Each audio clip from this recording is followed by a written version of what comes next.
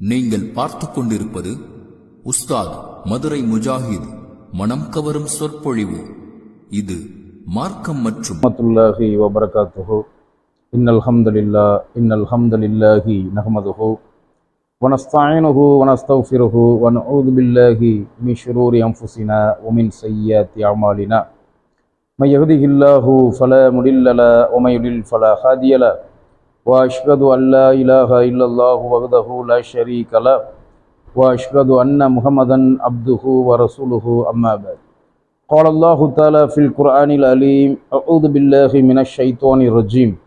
بسم الله الرحمن الرحيم. يا أيها الذين آمنوا اتقوا الله حق تقاته ولا تموتن إلا وأنتم مسلمون. يا أيها الناس اتقوا ربكم الذي خلقكم من نفس واحدة وخلق منها زوجها وبث منهما رجالا كثيرا ونساء واتقوا الله الذي تساءلون به والأرحام إن الله كان عليكم رقيبا.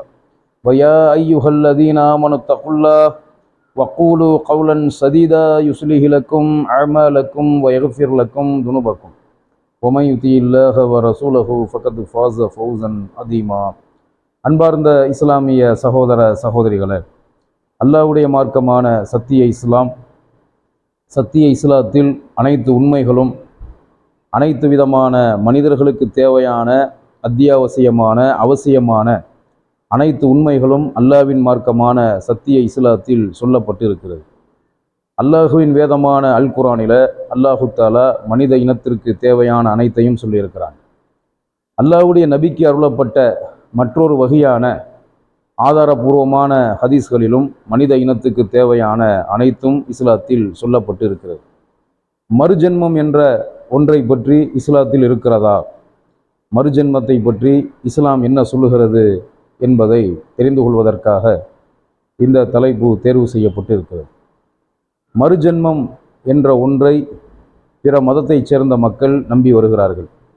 இன்றைக்கு உலகத்தில் வாழக்கூடிய பெரும்பாலான மக்கள் முன் ஜென்மத்தில் வேறு விதமாக படைக்கப்பட்டவர்களாகவும் வேறு விதமான வாழ்க்கை வாழ்ந்தவர்களாகவும் எல்லோருமே மறுஜென்மம் எடுத்து இன்றைக்கு மனிதர்களாக வாழ்ந்து கொண்டு இருக்கிறார்கள் என்று பிற மதத்தைச் சேர்ந்த சில மக்கள் நம்பி கொண்டு இருக்கிறார்கள்.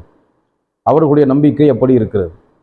இன்னும் எப்படி நம்புகிறார்கள் என்று சொன்னால், இந்த ஒரு ஜென்மம் மட்டுமல்ல, இப்பொழுது மரணிக்கக்கூடிய சில மனிதர்கள் மறுஜென்மம் மறுபிறவி எடுப்பதற்கும் வாய்ப்பு இருக்கிறது என்று, அந்த மறுபிறவி மறுஜென்மம் எடுப்பது, மறுஜென்மம் என்று ஒன்று உலகத்தில் இருக்கிறது என்று பிற மதத்தைச் சேர்ந்த மக்கள் நம்பி வருகிறார்கள்.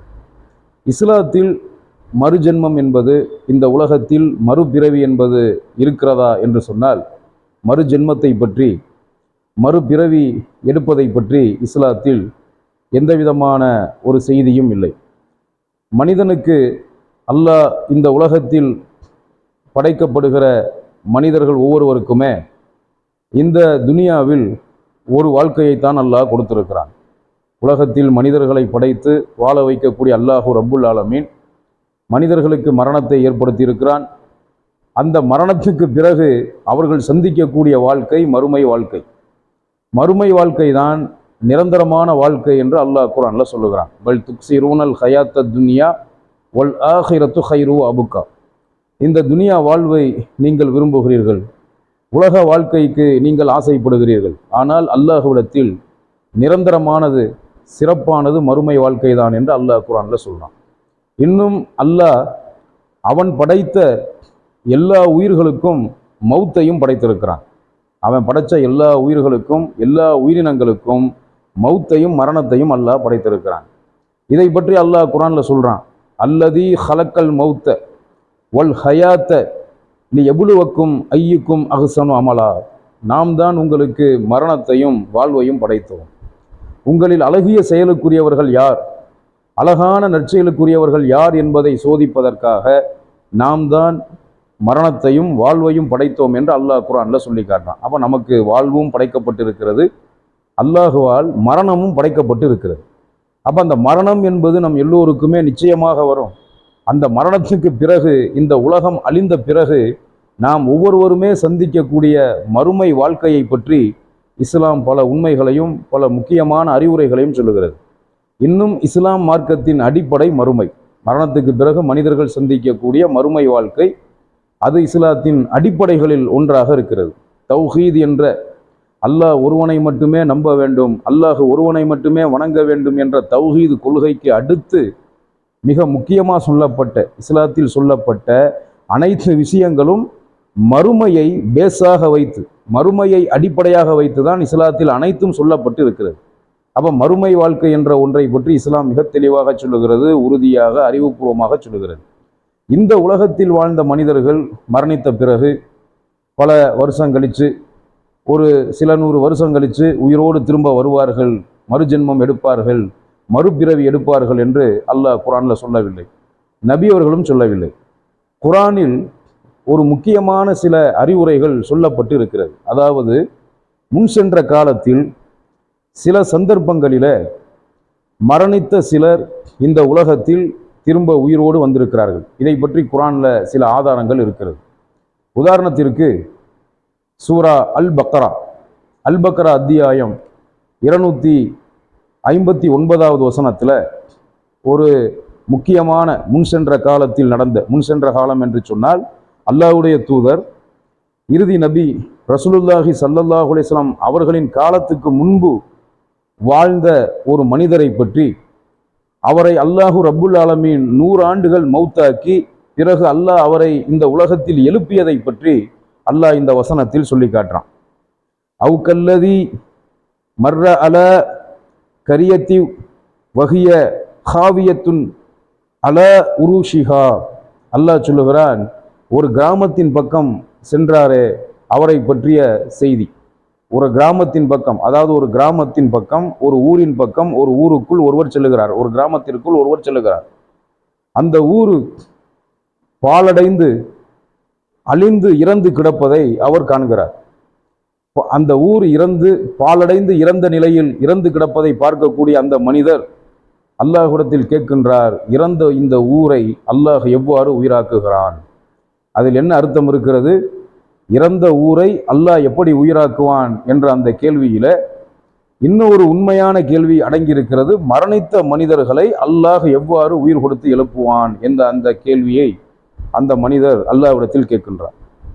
உடனே அல்லாஹு ரப்புல் ஆலமீன், அதாவது இறந்த மனிதர்கள் எப்படி இந்த உலகத்திற்கு, அதாவது மறுமையில் ஆகிரத்தில் மரணித்த எல்லா மனிதர்களையும் அல்லாஹ் உயிர் கொடுத்து எழுப்புவேன் என்று சொல்லுகிறானே, அது எப்படி சாத்தியம்? அல்லாஹ் எவ்வாறு மரணித்தவர்களை உயிர் கொடுத்து எழுப்புவான் என்ற அந்த அர்த்தத்தை உள்வைத்துத்தான் அவர் இந்த கேள்வியை எழுப்புகிறார். இறந்த இந்த ஊரை அல்லாஹ் எவ்வாறு உயிராக ஆக்குவான், எப்படி இந்த இறந்த இந்த ஊரை உயிராக்குவான் என்று அவர் கேள்வி எழுப்பும் போது அல்லாஹு தாலா அந்த மனிதரை 100 ஆண்டுகள் மரணிக்க செய்கிறான்.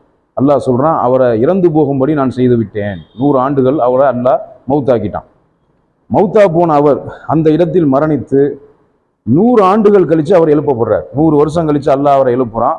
அவர் எப்படிப்பட்ட ஒரு சிந்தனையில் எந்திரிக்கிறாரு, எப்படிப்பட்ட ஒரு எண்ணத்தில் எந்திரிக்கிறாருன்னு சொன்னால், ஒரு நாள், அதாவது நாம் வெளியூரில் இருந்து இந்த ஊருக்குள்ளே வந்தோம், நாம் நம்ம வேலைக்காக நம்ம இந்த ஊருக்குள்ளே வந்தோம், நம்ம தேவைக்காக போனோம், வந்த அசதியில் படுத்து தூங்கிட்டோம், நாம் ஒரு நாள் தூங்கியிருப்போம் அல்லது ஒரு நாளில் பாதி நாள் தூங்கியிருப்போங்கிற ஒரு எண்ணத்தில் எந்திரிக்கிறார். எந்திரிச்ச அந்த மனிதர்கிட்ட அல்லாஹ் கேட்குறான், நீ எத்தனை நாள் இப்படி நிலைமையில் இருந்த, எவ்வளவு நாள் உறங்கிக்கிட்டு இருந்த அப்படின்னு அல்லாஹ் கேட்கும்போது அவர் சொல்கிறாரு, ஒரு நாள் அல்லது ஒரு நாள் பாதி அளவு நான் தூங்கியிருப்பேன் அல்லாஹ்ட்ட சொல்கிறார். அப்போ அல்லாஹ் சொல்கிறான், ஒரு நாள் பாதி நாள் நீ தூங்கலை, ஒரு நாளோ அரை நாளோ தூங்கலை, உன்னை 100 வருஷம் அல்லாஹ் தூங்க வச்சிருக்கான், உன்னை மௌத்தாக்கி 100 வருஷம் கழித்து அல்லாஹ் உன்னை எழுப்பியிருக்கான், நீ வந்த கழுதையை பாருன்னு சொல்லும்போது அவர் வந்த கழுதை எலும்புகளாக இருக்கிறது. 100 வருஷத்துக்கு முன்னாடி இறந்து போன அந்த கழுதை இல்லாமல் போய் எலும்புகளாக இருக்கிறது. நீ கையில் கொண்டு வந்த உணவையும் பானத்தையும் பாருன்னு சொல்லும்போது அவர் கொண்டு வந்த உணவும் பானமும் கெட்டு போகாமல் இருக்கிறது. அப்போ அந்த 100 வருஷமாக சாப்பாடு கெட்டு போகலை, அவர் கொண்டு வந்த தண்ணீர் கெட்டு போகலை. இவர் மௌத்தா போய் 100 வருஷம் கழித்து எந்திரிக்கிறார். அப்போ அல்லாஹ் இப்படித்தான் இறந்தவர்களை உயிர்ப்பித்து எழுப்புறான். கழுதையை பார்க்குறாரு, அது எலும்புகளாக இருக்குது, அந்த எலும்புகள் ஒன்று சேருது. அப்போ இதை பார்த்து தெரிஞ்சுக்கிறாரு, இறந்தவர்களை அல்லாஹ் இவ்வாறு தான் உயிர்ப்பிக்கிறான். அப்போ இதை தெரிஞ்சுக்கிட்டு அவர் சொல்கிறாரு, கால அலமு அன்னல்லாஹ அலா குல்லி ஷையின் கதீர். அவர் சொன்னார், நான் தெரிந்து கொண்டேன். அவர் சொல்றார், நான் தெரிஞ்சுக்கிட்டேன், அல்லாஹ் எல்லா பொருட்களின் மீதும் ஆற்றல் உடையவனாக இருக்கிறான், அனைத்து பொருட்களின் மீது அல்லாஹ் ஆற்றல் உடையவனாக இருக்கிறான் என்று அவர் சொன்னார். அப்போ முன் சென்ற காலத்தில் ரசூலுல்லாஹி ஸல்லல்லாஹு அலைஹி வஸல்லம் அவங்க காலத்துக்கு முன்பு சில காலங்களில் வாழ்ந்த மனிதர்கள் சில தேவைகளுக்காக சில அவசியங்களுக்காக மௌத்தா போனவங்களை இந்த உயிரோடு மௌத்தா போன மனிதர்களை இந்த உலகத்தில் உயிரோடு அல்லாஹ் திரும்ப கொண்டு வந்ததாகவும் குர்ஆன்ல சொல்லி காட்டினான். அதே போன்று குகைவாசிகள், சூரா கஹ்ஃப்ல வரக்கூடிய குகைவாசிகளை பற்றிய செய்தி, சில நல்ல இளைஞர்களை பற்றி அல்லாஹ்வுக்காக அவன் ஒருவனை மட்டுமே வணங்க வேண்டும் என்ற அந்த தௌஹீது கொள்கைக்காக வேண்டி பாடுபட்ட, தியாகம் செய்த, படைத்த இறைவனான அல்லாஹ்வுக்காக வேண்டி குகையில் தஞ்சமடைந்த, அல்லாஹ் குகையில் தஞ்சமடைய வைத்து பாதுகாத்த அந்த குகைவாசிகளான இளைஞர்களை பற்றி அல்லாஹ் குர்ஆன்ல சொல்லி காட்டுறான். அவர்கள் எத்தனை ஆண்டுகள் குகையில் தங்கியிருந்தாங்க, இதை பற்றி அல்லாஹ் குர்ஆன்ல சொல்லும்போது சூரா கஹ்ஃப்ல அந்த குகைவாசிகளை பற்றிய செய்தி அந்த சூறாவில் சொல்லப்படுகிற காரணத்தினால தான் அந்த சூறாவுக்கு சூரா கஹ்ஃப், குகை என்ற பெயர் அந்த சூறாவுக்கு சூட்டப்பட்டு இருக்கிறது. அப்போ சூரா கஹ்ஃப்ல 25வது வசனத்தை, 18வது சூறாவில் 25வது வசனத்தை நீங்கள் எடுத்து பார்த்தா அதில் அல்லாஹ் சொல்கிறான், வலபிசு ஃபி கஹ்ஃபிஹிம் சலாச மிஅத்தின் சினீன வஸ்தாது திஸ்ஆ. அல்லாஹ் சொல்லுகிறான், அவர்கள் அந்த குகைவாசிகள் தங்கள் குகையில் 300 வருடங்களும் 9 வருடங்கள் அதிகமாகவும் தங்கினார்கள். மொத்தம் 309 வருஷம் குகைவாசிகள் அந்த குகையில் எத்தனை வருஷம் படுத்து தூங்குனாங்க, தங்குனாங்க? 309 வருடங்கள் அந்த குகைவாசிகள் குகையில் தங்கியதாக இந்த வசனத்தில் அல்லாஹ் சொல்லி காட்டுறான். அப்போ 309 வருஷம் கழிச்சு மௌத்தா போனவங்க 309 வருஷம் கழிச்சு எழுப்பப்படுறாங்க. எந்திரிச்சு உடனே அவர்களுக்கு பசி எடுக்குது. அவர்களில் ஒருவர் கையில் இருந்த நாணயத்தை கொண்டு உணவு விற்பனை செய்யும் கடையில் கொண்டு போய் சாப்பிட்றதுக்கு உணவு கேட்குறாரு. அந்த நாணயத்தை வாங்கி பார்த்த கடைக்காரர் சொல்லுகிறார், இது செல்லாத காசு, முன் சென்ற காலத்தில் உள்ள காசு, இப்போ இந்த காசு செல்லாதுன்னு சொல்கிறார். அப்போ தான் அவங்க தெரிஞ்சுக்கிட்டாங்க, அல்லாஹ் நம்மளை 309 வருடம் 300 வருஷத்துக்கு மேலே இந்த குகையில் நம்மளை தங்க வச்சுருக்கான், தூங்க வச்சுருக்காங்கிறத தெரிஞ்சுக்கிட்டாங்க. அப்போ அந்த குகைவாசிகள் 309 வருஷம் குகையில் தங்குனாங்கங்கிறதுக்கு இந்த வசனம் ஒரு ஆதாரமாக இருக்கிறது. அப்போ அல்லாஹ் மௌத்தாக்கி அவங்கள இந்த உலகத்திலேயே பாதுகாத்து மௌத்தாக்கி 309 வருஷம் கழித்து குகைவாசிகளை எழுப்பியதாக அல்லாஹ் இந்த வசனத்தில் சொல்கிறான். அதே போன்று நபி ஈசா அலைஹி வஸ்ஸலாத்து வஸ்ஸலாம் அவர்கள் இறந்தவர்களை உயிர்ப்பித்து காட்டினார்கள். ஈசா நபிக்கு அல்லாஹ் கொடுத்த பல அற்புதத்தில் ஒரு அற்புதம் என்ன, சில சந்தர்ப்பத்தில் இறந்தவர்கள் மரணித்தவர்களை ஈசா அலைஹி வஸ்ஸலாத்து வஸ்ஸலாம் அவர்கள் உயிர் கொடுத்து எழுப்புனாங்கிறதையும் அல்லாஹ் சொல்கிறான். அல்லாஹ்வுடைய உதவியை கொண்டு ஈசா நபி மௌத்தா போனவங்கள உயிராக்கி காட்டினாங்க அப்படின்னு அல்லாஹ் குர்ஆன்ல சொல்கிறான். அப்போ இந்த சம்பவங்கள் எல்லாம் நமக்கு எப்படிப்பட்ட ஒரு படிப்பினையை தருது, இதை நாம் எப்படி புரிந்து கொள்ளணும்னு சொன்னால், ரசூலுல்லாஹி ஸல்லல்லாஹு அலைஹி வஸல்லம் அவங்க காலத்தில் மௌத்தா போனவங்க யாரும் திரும்ப உயிரோடு வந்ததா குர்ஆனில் எந்த செய்தியும் இல்லை, ஹதீஸில் எந்த ஆதாரமும் இல்லை. ரசூலுல்லாஹ் காலத்திலேயோ சஹாபாக்கள் காலத்திலேயோ மௌத்தா போனவங்க, அதாவது ஒரு 1400 வருஷத்துக்கு முன்னாடி நபி அவங்க காலத்திலேயோ சஹாபாக்கள் காலத்திலேயோ மௌத்தா போனவங்க யாரும் திரும்ப ஹயாத்தா வந்தாங்க 100 வருஷம் கழிச்சோ 200 வருஷம் கழிச்சோ அல்லது 500-300 வருஷம் கழிச்சோ திரும்ப வந்தாங்கங்கிறதுக்கு எந்த ஆதாரமும் இல்லை. அப்போ ரசூலுல்லாஹ் காலத்துக்கு முன்னாடி தான் இதெல்லாம் நடந்திருக்கு. அப்போ நாம் இதை எப்படி புரிஞ்சுக்கணும்னா, ரசூலுல்லாஹ் காலத்தில் இருந்து மறுமை நாள் வரைக்கும், இந்த உலகம் அழியிற நாள் வரைக்கும் மௌத்தா போனவங்க யாரும் திரும்ப வர முடியாது. ரசூலுல்லாஹ் காலத்திலையும் மௌத்தா போனவங்க யாரும் திரும்ப வந்ததில்லை. நம்ம காலம் இந்த நவீன காலத்துலையும் யாரும் வரப்போறதில்லை. மறுமை நாள் வரைக்கும் வரமாட்டாங்க. என்ன காரணம்னா, அதில் அல்லாஹ் பல நன்மையை வச்சுருப்பான், இனிமேல் வர வேண்டிய அவசியம் இல்லை. அப்போ ரசூலுல்லாஹ் காலத்தில் இருந்து இன்னைக்கு வரைக்கும் இப்போ மௌத்தா போனவங்களை திரும்ப வர வைக்க அல்லாஹ்வால முடியும், அல்லாஹ்வால முடியாது எதுவும் இல்லை. அல்லாஹ் நாடுனா கண்டிப்பாக வருவாங்க, ஆனால் அது அவசியம் இல்லை. ரசூலுல்லாஹ் காலத்திலையும் யாரும் மௌத்தா போனவங்க திரும்ப உயிரோடு வந்தது கிடையாது, இப்போவும் வர முடியாது, கியாமத்து நாள் வரைக்கும் வர முடியாது. அப்போ முன் சென்ற காலத்தில் இவங்கெல்லாம் திரும்ப உயிரோடு மௌத்தா போனவங்க சில சந்தர்ப்பத்தில் உயிரோடு வந்திருக்காங்கன்னா அதுக்கு பல தேவைகள் ஏற்பட்டுச்சு, அவசியம் இருந்துச்சு, அதனால் அல்லாஹ் அவங்கள எழுப்புனான். இப்போ அதற்கான அவசியம் இல்லாத பட்சத்தில் திரும்ப உயிரோடு இப்போ மௌத்தா போனவங்க, ரசூலுல்லாஹ் காலத்தில் மௌத்தா போனவங்க, இந்த காலத்துக்கு அடுத்து வரக்கூடிய காலங்களில் மௌத்தா போகிறவங்க யாரும் திரும்ப வரப்போகிறது கிடையாது. அப்போ மறுஜென்மம் என்பது இஸ்லாத்தில் இல்லை. ஒரு சில சகோதரர்கள் குர்ஆன்ல சொல்லப்பட்ட இந்த குகைவாசிகள் சம்பவம், 100 ஆண்டுகள் மௌத்தா போய் உயிரோடு எழுப்பப்பட்டாரே அந்த மனிதரை பற்றி அல்லாஹ் சொல்லக்கூடிய சம்பவம், ஈசா நபி காலத்தில் ஈசா நபி சில பேரை உயிர் கொடுத்து எழுப்புனார்னு அல்லாஹ் சொல்கிறானே அந்த சம்பவம், மூசா நபி காலத்தில் கொல்லப்பட்ட ஒருத்தரை திரும்ப உயிரோடு திரும்ப வரணும், அவருக்காக நீங்கள் அல்லாட்ட துவா செய்யுங்க, உயிரோடு அவர் திரும்ப வருவதற்கு நீங்கள் அல்லாட்ட துவா செய்யுங்கன்னு சொல்லி அந்த மக்கள் சொல்லும்போது, அதற்கு அல்லாஹ் சொன்ன ஒரு காரணம், நீங்கள் ஒரு மாட்டை அறுத்து அதனுடைய கால் பகுதியை இறந்து போய் கொல்லப்பட்டு அடக்கம் செய்யப்பட்டவன் சமாதியில் அடிங்க அப்படின்னு சொல்லி அல்லாஹ் சொன்னது. அந்த மாடு என்ன மாடுன்னு கேட்கும்போது மஞ்சள் நிறத்தில் உள்ள மாடு, அது ரொம்ப வயசானதும் கிடையாது, ரொம்ப இளம் கன்றுக்குட்டியும் கிடையாது, நடுத்தர வயதுள்ள மாடு, மஞ்சள் நிறத்தில் உள்ள மாடு, உழவு வேலை விவசாய வேலைக்கு பயன்படாத மாடு. அதை நீங்கள் பிடிச்சி அப்படிப்பட்ட ஒரு மாட்டை பிடிச்சி அறுத்து அதனுடைய கால் பகுதியை கொலை செய்யப்பட்டு அடக்கம் செய்யப்பட்டானே அவன் சமாதியில் அடிங்க, அவன் எந்திரிச்சு வந்துடுவான்னு சொல்லி அல்லாஹ் சொன்னதாக அல் பக்கரால ஒரு செய்தி வருகிறது. அப்போ இந்த சம்பவங்கள் எல்லாமே முன் சென்ற காலத்தில் நடந்திருக்கு. அப்போ முன் சென்ற காலத்தில் நடந்த இந்த சம்பவம் நமக்கு படிப்பினைக்காக அறிவுரைக்காக நமக்கு குர்ஆனில் சொல்லப்பட்டு இருக்கிறது. ரசூலுல்லாஹ் காலத்தில் வாழ்ந்த மக்களுக்கும் படிப்பினையாத்தான் அல்லாஹ் இந்த சம்பவத்தை சொல்கிறான். நமக்கு பிறகு கியாமத் நாள் வரைக்கும் இந்த உலகத்தில் வாழக்கூடிய மக்களுக்கு பல படிப்பினைகள் அதில் இருக்கிறது. அப்போ அதை சில பேர் எப்படி புரிஞ்சுக்கிறாங்கன்னா, முன் சென்ற காலத்தில் எப்படி உயிரோடு வந்தாங்களோ அது மாதிரி இந்த காலத்திலே வர்றதுக்கு வாய்ப்பு இருக்குது அப்படின்னு நம்புகிறாங்க. அது தவறான நம்பிக்கை. மௌத்தா போனவங்களுக்கு ஒரே ஜென்மந்தான்.